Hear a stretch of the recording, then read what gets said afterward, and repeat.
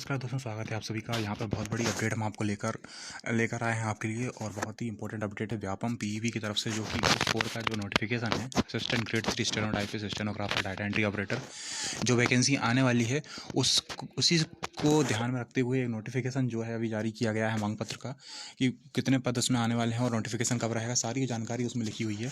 तो आप बहुत ही ध्यान से देखिएगा इस वैकेंसी को, जो कि जितने भी सीपीसीटी करे हुए व्यक्ति हैं और जो भी ग्रेड 3 की तैयारी करने वाले व्यक्ति हैं, जो अभी हाईकोर्ट का एग्ज़ाम दिए हुए हैं, और स्टेनो वाले जो भी व्यक्ति हैं, स्टेनोग्राफर है, डाटा एंट्री वाले, ठीक है, वो सभी जानकारी अभी आपको इस वीडियो में मिलने वाली है। आप ध्यान से देखिएगा, हम आपको बताने वाले हैं बहुत ही एक इम्पोर्टेंट जानकारी, जो कि आपको जानना बहुत ज़रूरी है। ये देखिए दोस्तों, हम आपके सामने एक बहुत ही ज़बरदस्त अपडेट यहाँ पर लेके आए हैं। यहाँ पर एक जो लेटर है पंचायत राज संचालनालय के द्वारा जारी किया गया है सभी प्रकार के कलेक्टरों को, ठीक है, और समस्त प्रकार के जो भी कार्यालय के जितने भी कार्यालय अधिकारी हैं उन सभी को यह जारी किया गया है।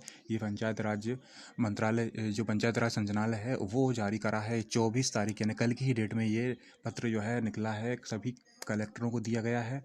ठीक है, किस मुद्दे पर दिया गया है वो भी हम समझ आपको पूरी जानकारी दे रहे हैं, क्या क्या है असिस्टेंट ग्रेड 3 सहायक और सभी समस्त प्रकार की जो भी यहाँ पर विभागों के अध्यक्ष हैं उन सभी को लिखा है। उन्होंने ये लिखा है कि विषय ये है कि बैकलॉग पदों की जानकारी, यानी पुराने वर्षों में जितने भी पुराने पद रह गए थे वो, तथा करके लिखा है, जिला तथा राज्य संपर्क के सहायक ग्रेड 3 स्टेनोटाइपिस्ट सहायक ग्रेड शीघ्र लेखक वर्ग 3 के जो भी रिक्त पद हैं, उन सभी रिक्त पदों की जो भी रिक्त पद है उनको प्रोफेशनल एग्जामिनेशन बोर्ड द्वारा केंद्रीकृत रूप से किए जाने के संबंध में यहाँ पर विषय में लिखा गया है कि ये जो मध्य प्रदेश शासन बल्लभ भवन है उसके द्वारा 18 फरवरी को ये पंचायत राज मंत्रालय के आदेश क्रमांक 22 के अंतर्गत ये जानकारी यहाँ पर हम आगे पढ़ के आपको बताते हैं कि इसमें जो है 22/11 के अंतर्गत हर एक जगह पे एक एक पद को रखा जाना स्वीकृत किया गया है। जैसा कि उन्होंने वो बता रहे हैं कि हर एक डिपार्टमेंट में जो भी है एक सहायक ग्रेड 3 का जो पद है शासकीय रूप से स्वीकृत किया गया था, तो उसी को मद्देनजर रखते हुए यहाँ पर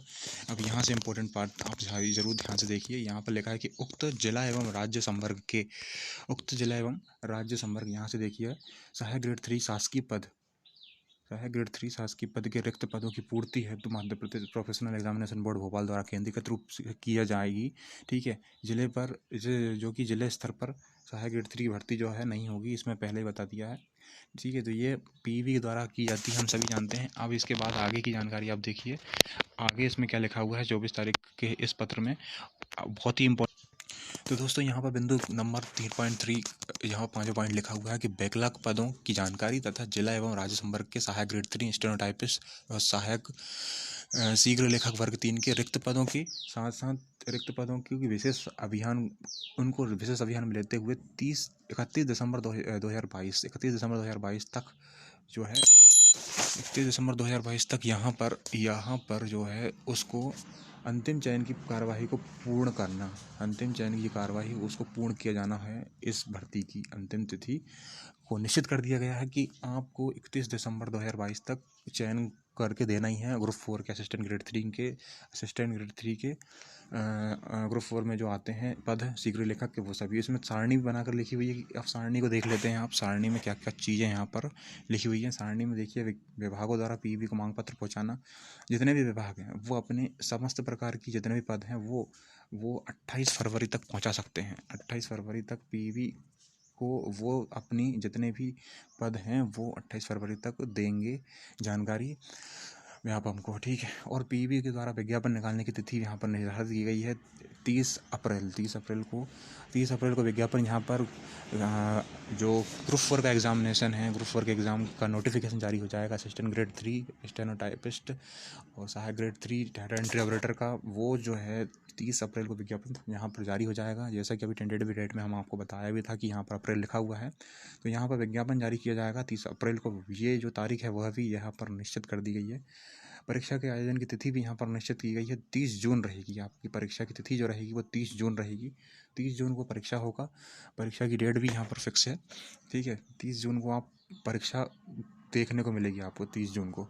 ठीक है, मात्र 1 महीना आपको वहाँ पर देखने को मिलेगा। साथ ही साथ ये जो परीक्षा की तिथि होने के बाद यहाँ पर जो परीक्षा परिणाम तैयार करने के बाद विभागों की सूची भी जो है, विभागों को सूची दी जाएगी। परीक्षा परिणाम तैयार कर विभागों को जो चयनित लोग रहेंगे उनकी सूची दी जाएगी व्यापम की तरफ से। वो 30 सितंबर तक पहुंचाना ही होगा। जितने भी कैंडिडेट चुने गए हैं उनको 30 सितंबर तक वो विभागों को जानकारी दी जाएगी व्यापम की तरफ से।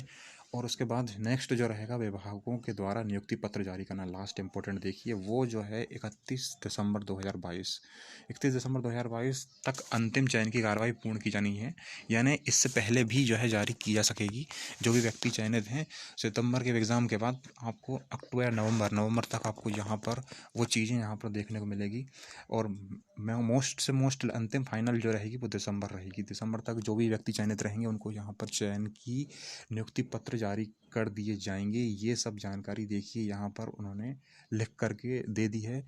ठीक है, ये सारी जानकारी लिखी है। और इसमें एक चीज़ और क्या लिखी हुई है वो भी पढ़ लेते हैं कि समस्त प्रकार के विभागों को अब समस्त विभाग अपने अधीनस्थ जिला स्तरीय कार्यालय को सूचित करना सुनिश्चित करेंगे कि अब सहायक ग्रेड 3 स्टेनोटाइपिस्ट, सहायक वर्ग 3, शीघ्र लेखक वर्ग 3 की जिला स्तरीय भर्तियां केंद्रीय रूप से की जाएंगी। जिलों को अपने स्तर पर भर्ती नहीं करनी है। इसके लिए जो आवश्यक है जानकारी, यदि कोई भी आवश्यक जानकारी है तो विभाग अपने समुचित दिशा निर्देश जारी करे और विभाग को नियमों में आवश्यक संशोधन करने की कार्रवाई करे। तो ये सब जानकारी इंपॉर्टेंट नहीं है, ये तो सब पहले से ही पता है। केंद्रीकृत रूप से वो पीईबी लेगा सबकी इकट्ठी। केंद्रीकृत रूप से सब पहले भी जानते हैं कि पहले की भी 2018 के नोटिफिकेशन 16 वाले नोटिफिकेशन में समस्त विभागों हों, कलेक्ट्रेट कार्यालय हैं और जो नगर निगम, नगर पालिका, नगर परिषद है, कलेक्ट्रेट कार्यालय, ठीक है, और जितने भी डिपार्टमेंट हैं, बल्ला भवन से सतपुड़ा भवन से लेकर के फॉरेस्ट का जो डिपार्टमेंट है, ठीक है, उसमें जितने में भी सहायक ग्रेड 3 यानी कि क्लर्क जो होते हैं उनको सहायक ग्रेड 3 कहते हैं।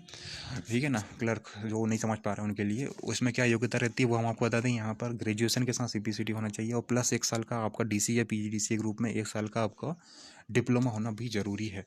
ये रहती है इसकी योग्यता। ठीक है, और क्या लिखा है यहाँ पे 7 पॉइंट में कुछ इंपॉर्टेंट है क्या? इसके अनुसार मुख्य सचिव द्वारा प्रत्येक सोमवार समीक्षा की जाएगी। समस्त विभाग निश्चित समय सारणी का पालन करें। ये देखिए, समस्त विभाग निश्चित समय सारणी का पालन करें, क्योंकि मुख्य सचिव जो होते हैं ना, जो कि सबसे प्रमुख होते हैं, ठीक है, मुख्य प्रशासन मतलब ये जो समझ लीजिए आप, मुख्य सचिव जो होते हैं ये बहुत ही बड़े सर्वे होते हैं। ठीक है, इनका यही कहना है कि आप जो है सभी विभागों के प्रमुख होते हैं। ठीक है, हम सभी जानते हैं, पढ़ने वाले होते हैं, मुख्य सचिव हम सब जानते हैं कौन होते हैं। यहाँ पे आपने बुकों में पढ़ा भी होगा। वो जो है वरिष्ठ आईएएस अफसर होते हैं। ठीक है, जितने भी कलेक्टर लोग होते हैं वो बाद में जब प्रमोशन पाते अंतिम जो स्टेट पे जाते हैं वो व्यक्ति मुख्य सचिव बनता है एमपी का या किसी भी राज्य का। ठीक है, तो यहाँ पर उन्होंने ये बोला है कि प्रत्येक विभाग को समय सारणी का पालन करना है। ठीक है, ये देखिए यहाँ उनके साइन भी लिखे हुए हैं। उप सचिव जो हैं वो उनके साइन है दिशा प्रणय नागवंशी 18/2 को उन्होंने ये लेटर, ठीक है, इस लेटर में ये समस्त जानकारी दी थी 18 फरवरी को। ठीक है, और 24 को ये लेटर जो है निकला था। ठीक है, उसके पहले वाले पन्ने में मैंने आपको बताया ये 18 की जानकारी है, 18 फरवरी की। तो यहाँ पर इंपॉर्टेंट चीज़ हम सभी विद्यार्थियों के लिए क्या है आप समझ लीजिए। यहाँ पर जो असिस्टेंट ग्रेड 3 की वैकेंसी है वो तैयार है, जैसे हमने पहले भी हमारे वीडियो में आपको बता दिया था। ठीक है, आपने वो वीडियो देखा नहीं होगा, पर हम आपको बता दें कि उसमें भी यही जानकारी लिखी हुई थी। तो आप सभी अब यहाँ पर निश्चित हो जाइए। ठीक है, आपको अपनी योग्यता पता होनी चाहिए कि इसमें क्या क्या रहती है असिस्टेंट ग्रेड 3 के लिए। तो असिस्टेंट ग्रेड 3 के लिए जो वैकेंसी और स्टेनो के लिए जो होती है, तो असिस्टेंट ग्रेड 3 में क्या होता है कि आप क्लर्क के पद के लिए चयनित होते हैं। ठीक है, 1900 का ग्रे पेड रहता है आपका, 22 से 23 हज़ार रुपये क्योंकि आपकी सैलरी बनती है।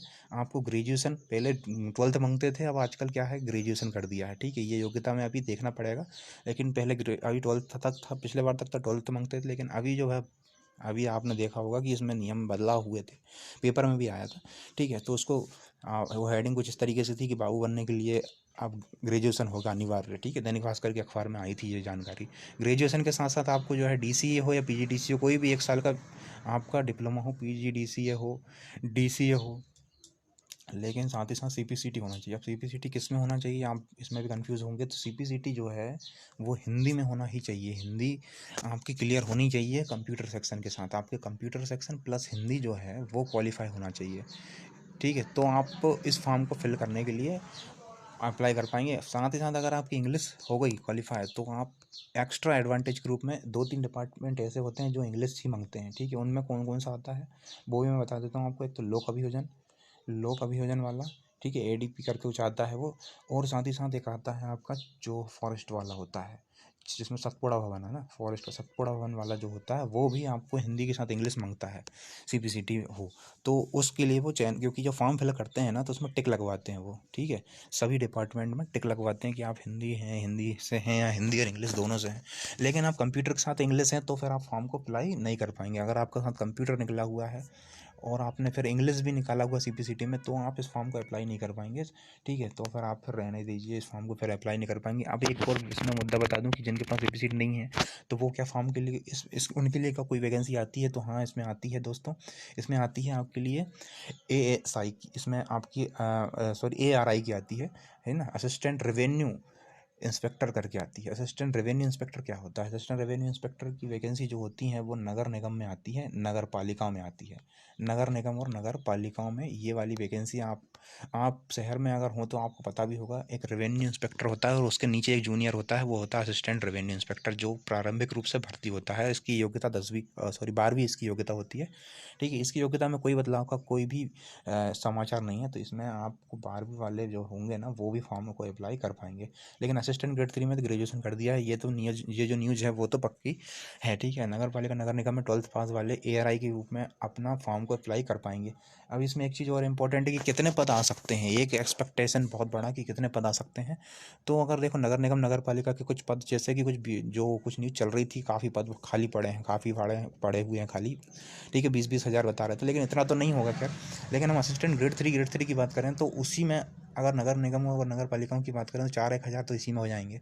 बाकी अन्य डिपार्टमेंट में आप मान लीजिए 1000, ठीक है, जिसमें कलेक्ट्रेट भी अन्य डिपार्टमेंट मतलब जो विभाग होते हैं, सतपुड़ा भवन, बल्लभ भवन, और भी जो छोटे छोटे कई पाठ्य पुस्तक निगम हुआ आपका, ठीक है, और भी कई प्रकार के इसमें जो है महाविद्यालय भी आ जाते हैं। अगर कोई महाविद्यालय ऐड होना चाहेगा, जबलपुर महाविद्यालय कृषि का है, इंदौर का है, रतलाम वाले कुछ चाहेंगे, ऐसे तो उन्होंने अपनी पर्सनल वैकेंसी निकाल ली, लेकिन वो चाहेंगे तो एक एक दो वो भी ऐड करवा देंगे अपने, ऐसे 1000 करके ये होगा, ठीक है। समस्त विभागों का कलेक्ट्रेट कार्यालय भी लगभग इसमें 5-1 से ऐसे, तो ऐसे लगभग ये अंदाज लगाया जा सकता है कि 4 से 5 हज़ार की वैकेंसी का लोगों के द्वारा अनुमान यहाँ पर लगाया जा रहा है। लेकिन अभी कोई भी यहाँ पर पुख्ता जानकारी नहीं है। पुख्ता जानकारी के रूप में केवल यहाँ पर डेट आ चुकी है, तो आप समस्त प्रकार के जितने भी लोग हैं इस डेट को अच्छे से समझ लें।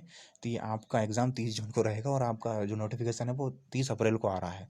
और विभाग जो अपनी जो जितने भी रिक्वायरमेंट की जानकारी वो 28 फरवरी तक पहुँचा देगा, यानी आज से 3 दिन बाद तक, और पहुँचा ही दी होगी। अंतिम तिथि है वो तो कि 28 फरवरी तक पहुंचाना ही है व्यापम को उनके पास जितने भी रिक्त पद हैं उनकी जानकारी, ठीक है। तो ये जानकारी आपको अच्छी लगी होगी। Thanks for watching this video. इसके रिलेटेड और भी वीडियोस जो हैं वो आते रहेंगे आपके पास। जो लोग तैयारी में लगे हैं वो और अच्छे से लग जाएं। Thanks for watching, thank you.